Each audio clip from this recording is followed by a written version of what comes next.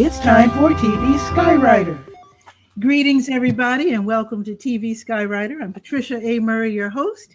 And what I do with TV Skywriter, I introduce you to people I think you should know. And today's guest is from Southern California, T Katz, who wrote No Family Tree. And Tommy in the audience, he's already asking if it's on Amazon. I guess he's going to run out and get it. Yeah, it is on Amazon and Lulu, right? Yes, it's available on Amazon and Lulu. And it was a book I wrote. It's a chapter book. So it's meant for kids 8 to 11 who are in elementary school. And you know how teachers make you do a book report a week in school. And it's divided into easily read chapters. Again, it's not a terribly big book, but it also has in the back questions for discussion and then topics for the kids to do their book report. And it was written because of my own family situation. Square one. All right, square one. Square one is first. Who is T Katz? Who am I? I'm a drive time radio personality here in Southern California. I'm on a station in Santa Clarita called KHTS AM 1220. It's an AM station, and it's interviews, it's music, but its main focus is that I do drive time every 10 minutes on the 8s, which is it's wildly stressful, even in good weather, because people are wackadoodles. And then I'm also a writer, an actress, and just a multi-platform. Every report card I ever had as a child said I talk too much. So I found a way to work that into my livelihood. Sounds like everything you do is fun. Some of it is fun, some of it is stressful, and some of it is absolutely gut-wrenching, difficult to peel yourself off the pavement, because you get here in Los Angeles in the entertainment, even in writing, even in radio, people are always judging and how are you, and oh, look at Tommy Willis just bought the book. Thank you, sir. So yeah, some of it's fun. I'm not gonna lie. There are days that are really fun, but some days, it's tough. Yeah. So this book, No Family Tree, is this your first book, or were you inspired to write this and decided to try your hand at writing, or what? No, it's not my first book. I've written for years, and I've been exposed to writers for years. I used to work in children's animation, and I used to come into the writer meetings and assist I was the production associate, so I worked very closely with the executive producer. And I went into a writer's meeting one day, and I was talking to the writers about ideas for one of our shows, and the executive producer came in, and God bless him, came in and said, "Oh, don't listen to her. She's a girl. Girls can't write." Really? Okay. I went back into my office, shut the door, and started the outline to my very first book, which I did publish with a small publishing house in Washington, and just recently got that title back from them. They shuttered their doors. The publishing industry has changed so much. So I'm redoing that with some artwork, and that will be coming out. I also have another book that's about music called Ghost in the Key of A. So if you know a budding musician or someone who wants to be in music or who left music, it's all about how music always has a place in your life, no matter what level of musicianship you're at. So, no, this was my third book. Is not for children. Well, it is.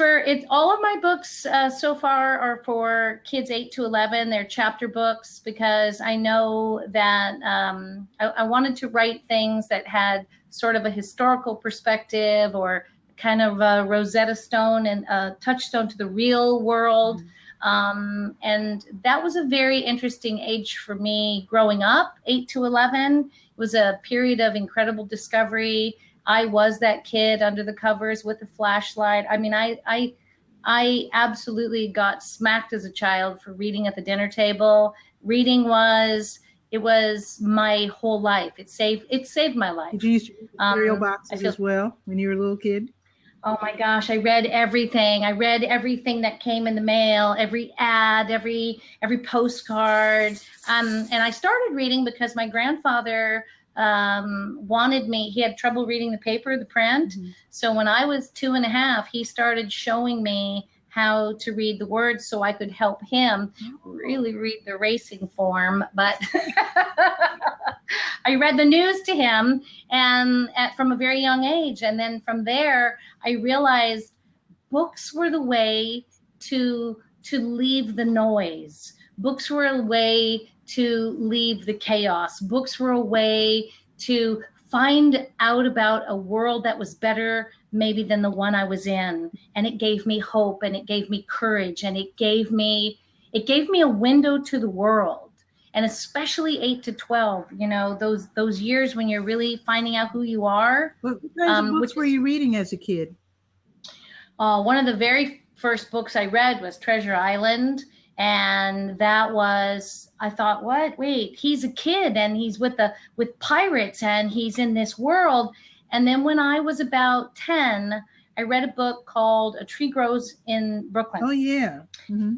And A Tree Grows in Brooklyn saved me because Francie Nolan was a character. She was 12 years old, so she was a little older than me. And I related to her and thought, if Francie Nolan could survive what she's going through, I can survive what I'm going through. Wow. So 8 to 12, that's why I kind of write for that age, because I have a real love of how the world is. It's this remarkable journey you can go on. Maybe it's the way you grew up, but it seems that this book, No Family Tree, if it was written for 8 to 11-year-olds, it must be written for sophisticated, introspective 8 to 11-year-olds who really like to read and love vocabulary. You know, it's funny because I was challenged as a kid where the dictionary was probably my most favorite book, because the dictionary was like learning a new language. And wait, what's this word? And it's got how many syllables? And so I would sometimes pick that up for fun. And I find that vocabulary sort of defines you, people. No matter your education, that language and how you express yourself. And then if you can find 7 different ways to say something, your ability to communicate goes even deeper than the 1 or 2 words. It's like a magic trick. It was like a parlor trick. Absolutely. So I did write it with a little bit of that. Go pick up your dictionary, kids, if you don't know what that is. That's good. I like that, because sometimes, especially when I watch children's television, I'm a big fan of Disney and Nickelodeon. And I see sometimes a decline, and I've seen it in some kids' books, a decline. I have a desire to be a kids writer. So, and I've noticed that at least in some areas there's a decline, as if they're saying, well, we know you're young and you probably don't know anything, so I'll keep it simple for you. Talking down. And I think kids know that. I think they know when you're talking to them as if they were 8 years old. But when you talk to them very honestly, I think kids have, for lack of a better term, they have an amazing crap detector. And they'll say, wait a minute, you talk to me like, they want so much to be part of that world. How many kids do you know when they're 8, how many say, oh, I'm 8.5, or I'm going to be 9. They want to be adults. So they're adults in the making. So I feel like when we include them, come on in our world, but you got to work for it. You got to open up the dictionary. You got to, I think it challenges them, and I think it makes them happier that you talk to them like they're in your space. You just talk to them. J.K. Rowling once said, I didn't write for kids. I wrote what I wanted to read. Oh, I like that. And I feel like that's the way you need to write when you're telling a story. I told someone recently, once upon a time when we all did it, we gathered around the fire and we told stories, right? Doesn't matter. You can go back in history, every single culture, every single race, every single person, we all gathered around the fire to tell our stories.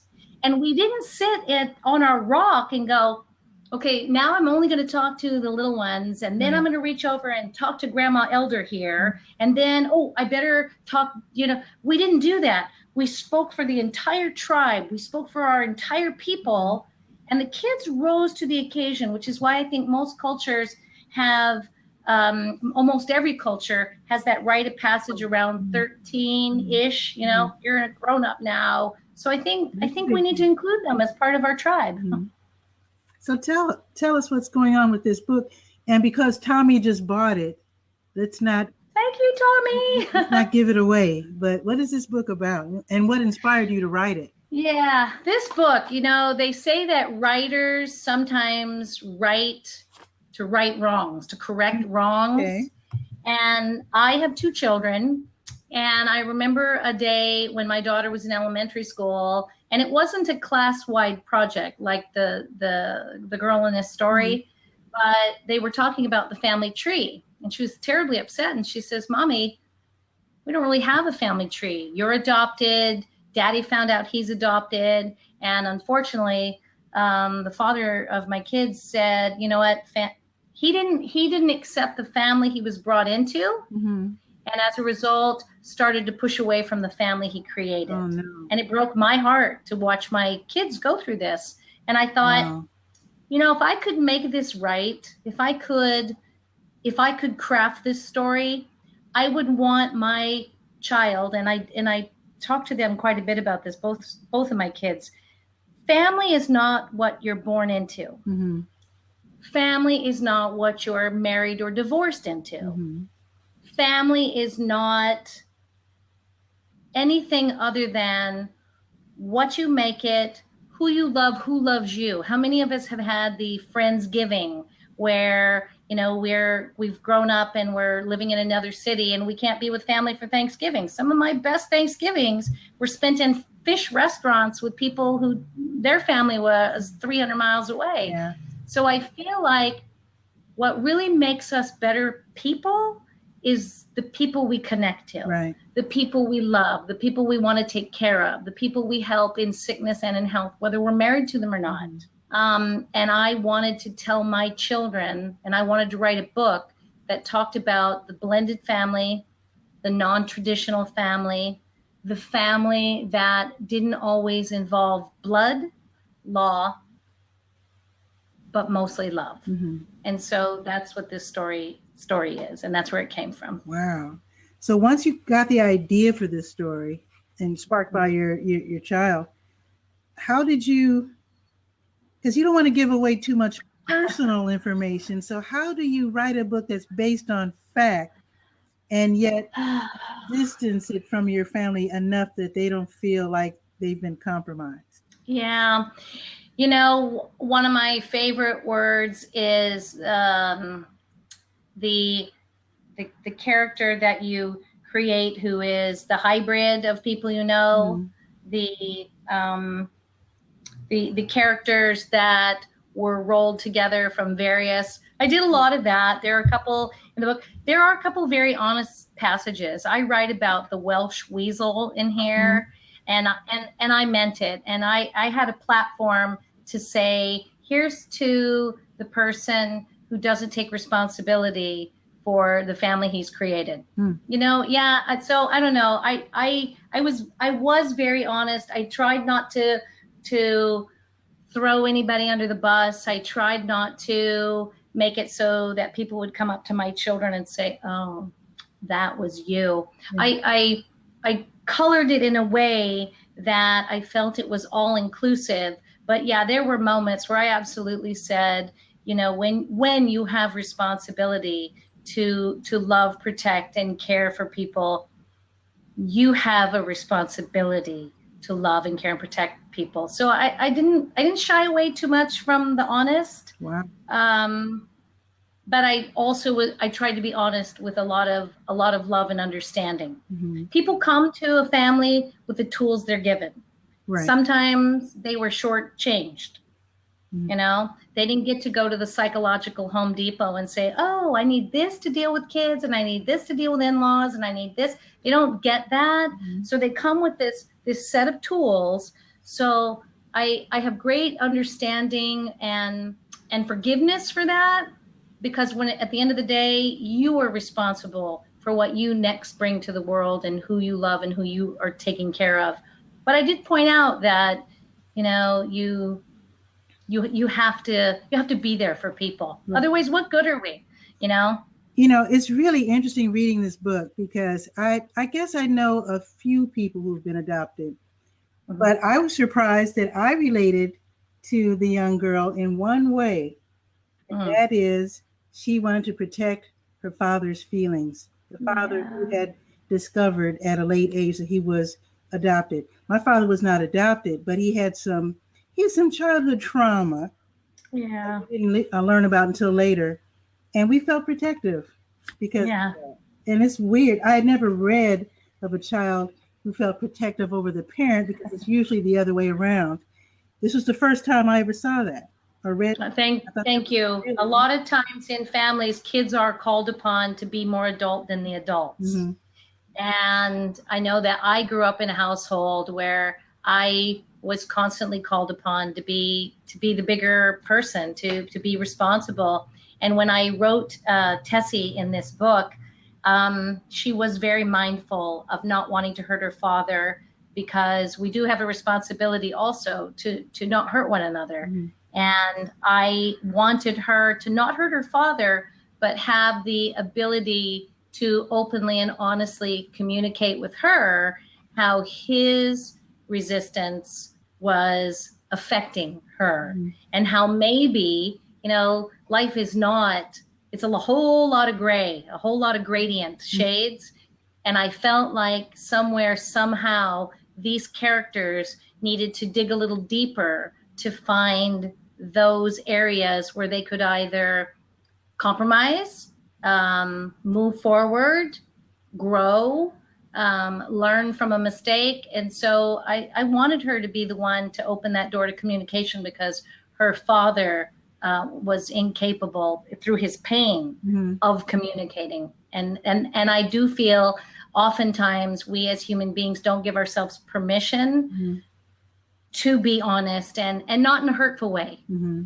to be honest in a way that we can be heard. And if we come, all guns blazing when we don't do such a good job. I love your ability, and thank you, Alfredo, for putting the link to your book right there. Oh, thank you, Alfredo. I love how you handle nuance.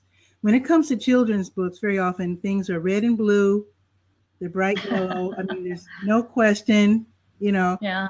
But what was really interesting, although the young girl, Tessie, is protective of her dad, because she's so young, she doesn't realize that sometimes you have to, I don't want to give too much away, but her assuming that she knew everything about her dad and how he felt, she was actually wrong.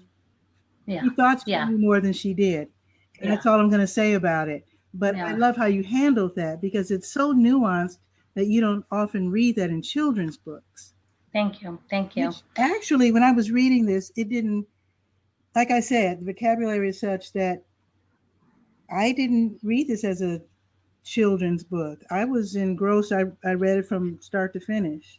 Thank you. I've told people, I met with someone recently, an adult who wants to adopt a child. Mm-hmm. And I said, can I share a book with you? I said, I realize you don't even have the child yet, but I'd like to share with you a little bit about my opinion about family and what family is. So I shared that up, and I have heard from people since this book was released, people who said, listen, I read it to my kids. We read it together as a family book. And that was a great, great, great compliment and honor that they felt like it was open for family discussion. And originally when I wrote the book, the publisher that I had first worked on my other two books, they required me to do things like the questions for discussion and topics for research and discussion. Can you go back and tell us more about that? Because I'm not accustomed to seeing that. Yeah, a lot of times when kids have they have their book report that they need to do, I always feel like when you hand a kid a book and say, hey, do a report on this. They go, oh, I read this book and I liked it. Sign me. And so I thought, if I could be a little bit helpful, I'd done a thing where I said, if your teacher's assigned a family tree project, how would you begin it? And the girl is reluctant to do it.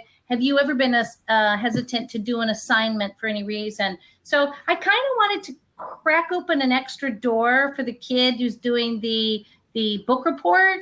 Maybe they get extra points for, approaching their book report this way. Mm-hmm. But I also, I've opened myself up to go to schools or to libraries to go talk to audiences about this and to families to say, hey, let's have a conversation about what family is. I mean, there's a lot out there for family trees and genealogy, mm-hmm. but for those of us who have the family twig, or I love that some people say the family cactus, there's not so much out there for let's have that conversation.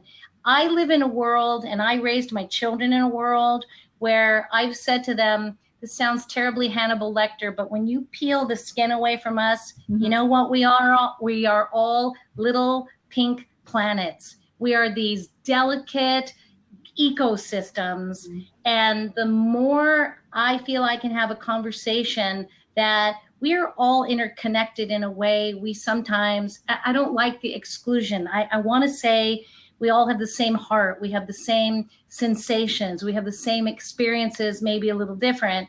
And this was written with those questions in the back, mm-hmm. so that kids kind of can maybe open their minds a little to, oh, other people have these issues. Other people have these. So that's why I included it in the book. I think more authors who write for young people should include questions. I really was taken aback in a good way when I saw that. I was like, oh my God, this is like wonderful that you. Well, that's a shout out to, that's a shout out to my old publisher, Windstorm Publishing, who unfortunately, they were in Washington State. They went broke when the economy, took a nosedive, mm-hmm. and they insisted that all of their authors, you must do this. And it was a great learning ground for me. Mm-hmm. So I learned that from them. I didn't come up with that on my own. Now, even though I love these questions at the end, I'm wondering if you would consider doing an entire workbook, or is that asking for you to put in too much? Yeah, no, I would do that. I would love to do that. And I do feel like maybe the more I go out and speak with groups, I would come away with the appropriate questions and the learning ground that I require to make something like that. So perhaps the more, as I say, I have a chance to go out and speak to groups, that'll happen. So thanks for the encouragement. What really spurred me to ask this is that I knew a young person who said she didn't have any family. We were all young, like, wow, how can you not have any family? Her parents met in a concentration camp. Mm. They survived the Holocaust. Everybody else died in their family. So when they died, she had no one, but she had to create a new family. You have to create a family. And I believe that is why we have religious institutions. It's why we have book groups. It's why we have, where we have to seek out like-minded people. We can't wait for them to come to us. And if we find out the things that we love, that we're passionate about, we find like-minded people, and then we care for one another. I have a very lovely lady friend. She's in her 90s.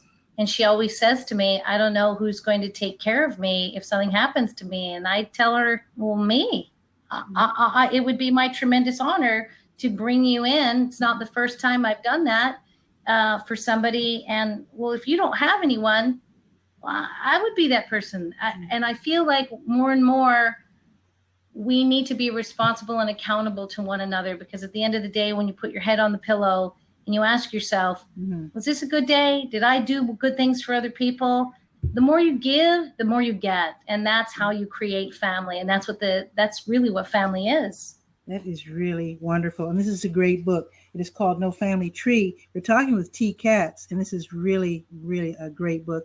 Not just for kids, but for grown-ups too. Thanks. Thanks, Patricia. So you and I'm grateful. Oh, when you wrote to me in your email, you mentioned that 2 books are upcoming soon, one in August and one in October. And I'm wondering what Yes, they are. I already wrote, Mhm. and this is Ghost in the Key of A. This is the book about music. The next book that I'm working on is a book about ocean conservation and the water cycle. So it's a presentation that I go and give to schools when I'm invited, where I talk about no matter how small your hands, if we all work together, we can do great things. So that book is called Making Waves. It was previously released called Miss Lowe, and it's all about a teacher and how she inspires her students to want to help. And the other book I'm really super proud of. This is actually nobody has ever seen this. This is how I work. I work out of binders, and I storyboard all my stories. Mm-hmm. And this is a book called Doug. But you can see it's a so small. Yes. So because his friends, he's bullied. His name is Doug, and he's called Dog. And he's called Dog by his classmates, and he is, even his teachers kind of get in on it, but they don't really think they're just teasing him. But teasing is often bullying. So this is a book that's all about a boy in middle school. And what bullying is, and it also has to do with puberty. When my kids were young, they had to watch something. It was traditionally called the growth film, but my children called it the gross film, mm-hmm. because it was all about, things that were mortifying and how the body's changing. So this book deals with the mortification of teen issues and puberty in a way that's kind of funny, and again, with the subtext of bullying. And so that'll be out at the end of August, September. So we should probably keep up with you by checking your website, right? Oh, yeah. My website is tkatz.com. It's just tkatz.com. And I also write there on my website. I do a lot of writing for grown-ups. My website's currently being revamped, mm-hmm. but right now, tkatz.com. It's T with T. And I basically say that I write like you're my friend. Come sit down, fill your mug, and let's have a conversation about things in life. Wonderful. Well, thank you so much for being on the show, T Katz. Thank you, Patricia. And I think we can hear you on the radio. Yeah, you can on the app. You can go to hometownstation.com. You can hear me anywhere in the world. Ooh. And if you have a smartphone, you can go to the free KHTS app. If nothing else, I once had a lady in England say to me, "Oh, I like listening to you because your weather's better." Oh, that's really odd. It was very funny. I can relate to that. Yeah, so. Thank you so much, T Katz, for being on the show. Thank you, Patricia. Thank you so much for watching. So I will end the show now. We can hang out, of course, and chat just a bit. But I do want to thank you for watching TV Skywriter. I'm Patricia A. Murray, your host. We talked with T Katz, who wrote No Family Tree. All right. And just stay tuned. I mean, keep up with me via Firetalk, firetalk.com/Patricia A. Murray. I interview people from around the world. You might be next. So contact me. And thank you very much for watching.